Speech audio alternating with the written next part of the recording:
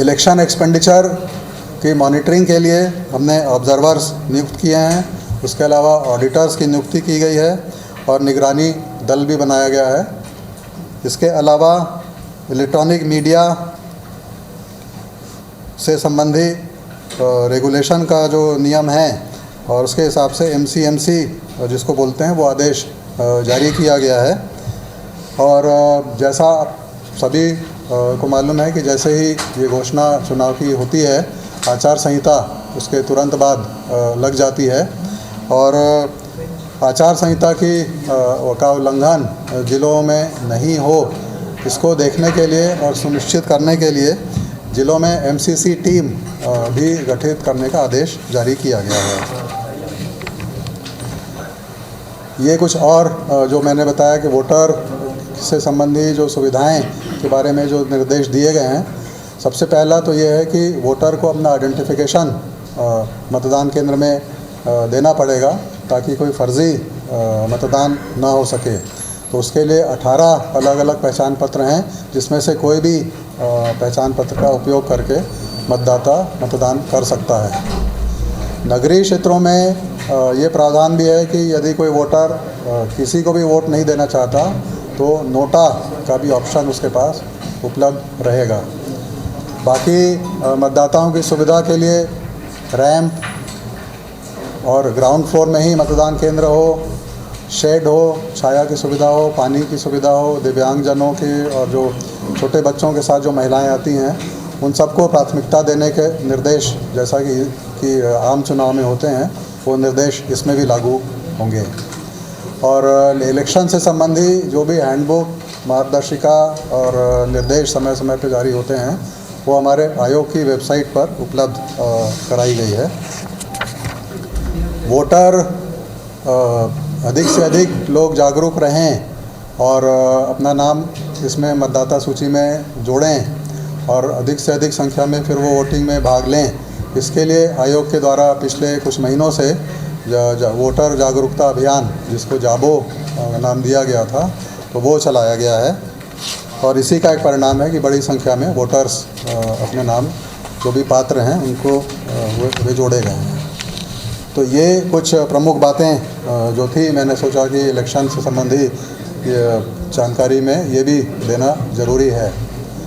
और अब आखिर में जो सबसे महत्वपूर्ण इलेक्शन शेड्यूल, तो वो मैं आप लोगों को बताना चाहूँगा। आयोग के द्वारा जो निर्णय लिया गया है, नगरीय निकायों का चुनाव पूरे प्रदेश की जितनी भी नगरीय निकाय हैं वो पूरा एक चरण में किया जाएगा और जो ग्रामीण क्षेत्रों की निकाय हैं उसको 3 चरणों में मतदान कराया जाएगा। और जो तिथियां निर्धारित की गई हैं उसके अनुसार हमने जो बोर्ड के एग्ज़ाम जो मार्च में होंगे उसके पहले इलेक्शन की पूरी प्रक्रिया समाप्त कर दी जाएगी। इस हिसाब से कार्यक्रम बनाया गया है। नेक्स्ट, ये इलेक्शन प्रोग्राम है। आप देखेंगे कि नगरीय निकायों के लिए जो है आज 20 तारीख है और 22 तारीख से ये प्रक्रिया शुरू होगी। जिला स्तर पे जिला निर्वाचन अधिकारी के द्वारा सूचना का प्रकाशन जारी किया जाएगा और उसी दिन से ही नॉमिनेशन फॉर्म की प्रक्रिया शुरू हो जाएगी। तो शहरी क्षेत्रों में 22 से शुरू होगी और नॉमिनेशन फॉर्म वापस लेने की अंतिम तारीख 31 जनवरी होगी और उसके बाद जहां पर मतदान की आवश्यकता होगी वहां 11 फरवरी को शहरी क्षेत्रों में मतदान होगा। और क्या हो गया स्लाइड, 15 फरवरी को वहां पर मतगणना शहरी क्षेत्रों की जाएगी।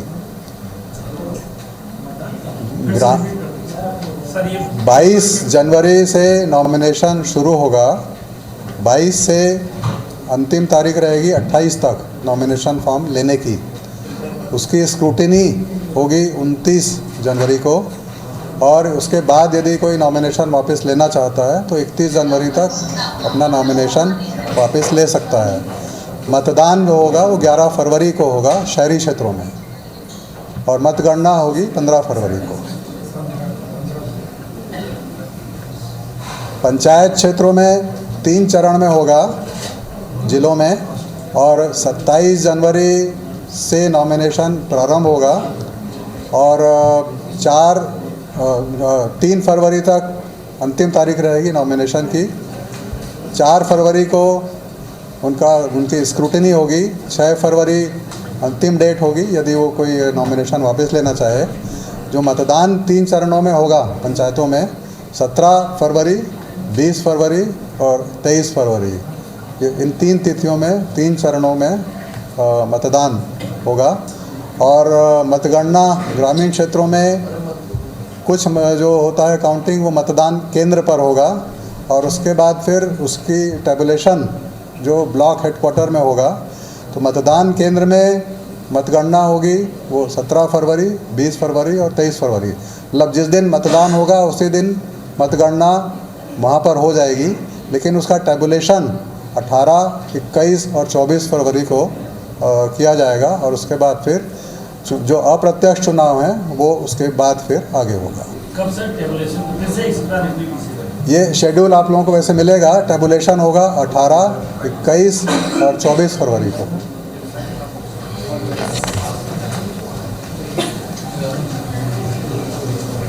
तो ये शेड्यूल है। नहीं, टैबुलेशन के अलावा उसमें जैसे कि अप्रत्यक्ष होना है, जो ये तो प्रत्यक्ष जो चुनाव होगा उसका वो होगा। उसके बाद जो जिला पंचायत अध्यक्ष का चुनाव होगा तो वो उनकी प्रथम सम्मेलन की तारीख डिक्लेयर होती है, उसमें फिर चुनाव होता है। आचार संहिता अभी से प्रभावित हो जाएगी इस समय से। हाँ, मतलब रिजल्ट डिक्लेरेशन तक फरवरी। नहीं, अब आचार संहिता तो पूरी रहेगी। हाँ सर, कब तक सारे कार्यक्रम खत्म हो जाएंगे? 24 फरवरी तक हमारा ये कार्यक्रम पूरा हो जाएगा चुनाव का। सर एक और चीज़ है, आपने कहा था कि बहुत सारे ऐसे पोलिंग स्टेशन हैं जहाँ पे मोबाइल खासतौर पर नक्सल इलाके में वहाँ पे बड़ी चुनौती होती है, किस तरह से आपने बात किया, क्या आपने? वहाँ पर पुलिस के जो वायरलेस सेट्स होते हैं उनका उपयोग किया जाता है। सर, राजनीतिक संवेदनशील मतदान केंद्रों पर नाम किया गया है।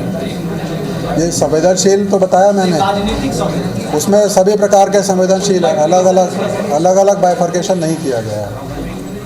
राजनीतिक दृष्टि से, लॉ एंड ऑर्डर की दृष्टि से, नक्सल समस्या के हिसाब से वो सभी टोटल आकलन करके जो जिला कलेक्टर्स ने बताया है तो हर दृष्टि से जो संवेदनशील हैं। जो नेटवर्क विहीन क्षेत्र है वहाँ पे क्या वहाँ पे जो पुलिस का वायरलेस सेट होता है उसके माध्यम से कम्युनिकेशन किया जाएगा। पुलिस बल कितने लगेंगे?